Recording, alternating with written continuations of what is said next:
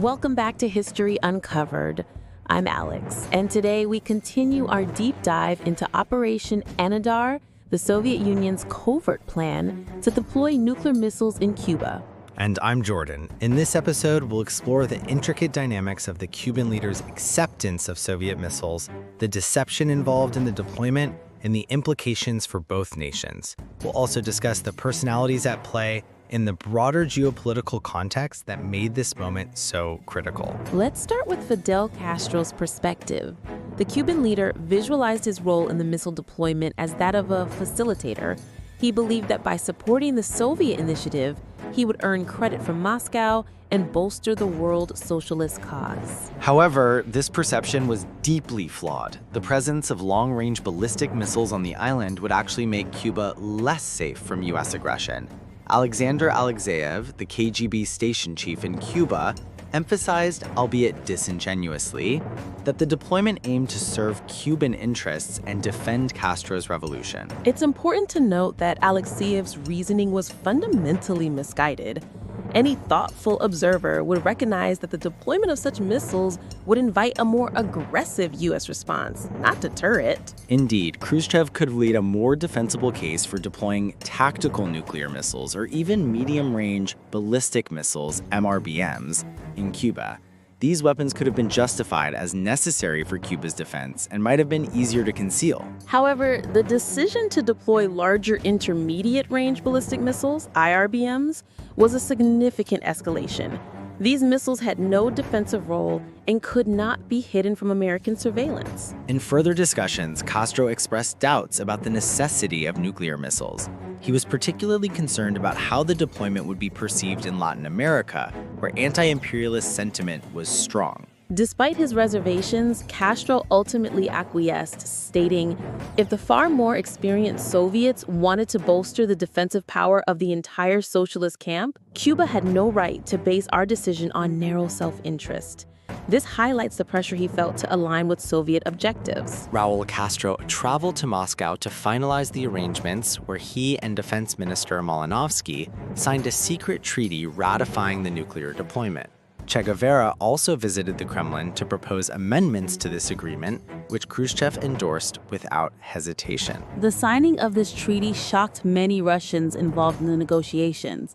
They viewed Castro's acceptance of the missiles as indicative of a risk-taking mentality that was both admirable and alarming. Anthony de Palma described this aspect of Cuban identity as única, referring to what poet Elena Rivero termed the national insanity of Cubanness, an exceptionalism that compelled a small nation to play a much larger role on the world stage. Facing a dire economic situation and the ongoing threat from the U.S., Castro felt he had little choice but to accept the Soviet alliance on Moscow's terms, viewing it as essential for military and financial support. Interestingly, both Castro and the Kennedy administration assumed that the missile deployment reflected a coherent Soviet strategy, one that anticipated a significant American response.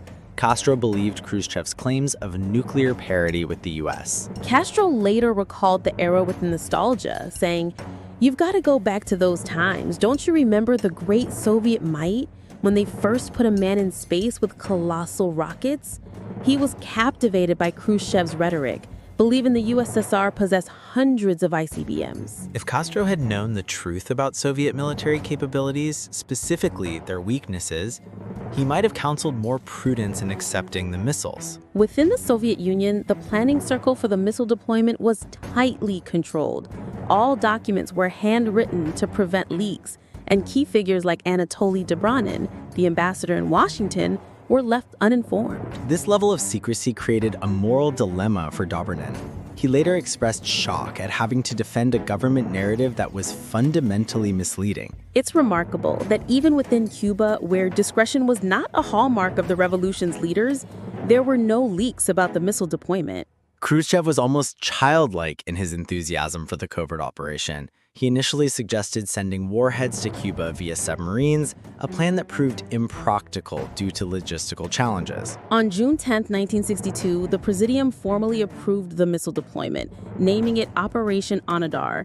This name was chosen to mislead observers into thinking it related to military activities within the Soviet Union rather than an aggressive move against the U.S. The scale of the deployment was staggering. It included 36 MRBMs and 24 launchers, along with 16 IRBMs, effectively doubling the number of Soviet nuclear missiles capable of reaching the U.S. To protect these installations, Moscow committed a substantial force, including 4 motorized rifle regiments, 2 armored battalions, and surface-to-air missile units.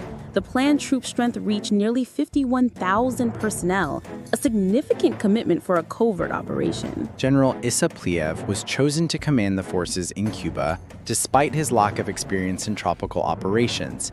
His leadership style and health issues would soon complicate the mission. Pliyev's relationship with Castro quickly became strained. He refused to acknowledge Castro as his superior, which created friction between Soviet and Cuban forces. This dynamic would hinder effective cooperation during the deployment. As the deployment preparations unfolded, secrecy was paramount. Troops were disguised as agricultural advisors to maintain the cover story. However, the scale of the operation made it difficult to keep everything under wraps. The first cargo ship departed in mid-July, marking the beginning of a series of clandestine shipments to Cuba.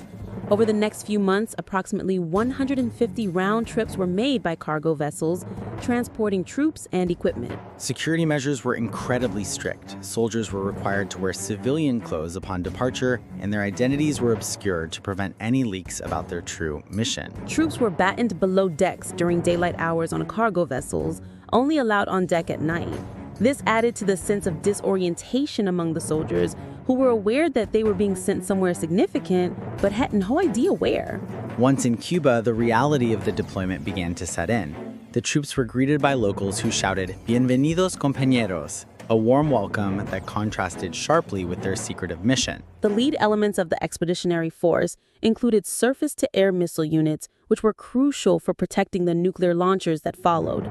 However, many of the soldiers had spent their entire service manning static launchers in the USSR and were unprepared for the realities of field deployment. As the Soviet forces made their way to Cuba, tensions were rising on both sides of the Atlantic. The stage was set for a confrontation that would ultimately reshape the Cold War landscape. Join us next time on History Uncovered as we delve into the Cuban Missile Crisis itself, exploring how the world teetered on the brink of nuclear war. We'll analyze the decisions made by both the U.S. and Soviet leadership and the consequences that followed. Thanks for listening. Stay curious and keep exploring history with us. See you next time.